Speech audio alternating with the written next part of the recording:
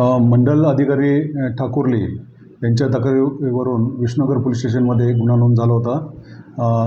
त्यांनी गुन्ह्याची फिर्याद अशी दिली होती की शनिवार रविवार 2 दिवस सुट्टी आल्यानंतर ते सोमवारी जेव्हा ऑफिस उघडण्यासाठी गेले असता तिथे त्यांना दरवाजाला वेगळं लॉक लागलेलं दिसलं आणि त्या दृष्टीने त्यांना संशय आल्याने त्यांनी विष्णुनगर पोलीस स्टेशनला गुन्ह्याची तक्रार दिली होती. सदर तक्रारीवरून गुन्ह्याची नोंद करण्यात आली आणि तपास चालू करण्यात आला. त्यामध्ये विक्रम प्रधान नावाच्या तरुणाला अटक करण्यात आलेली आहे.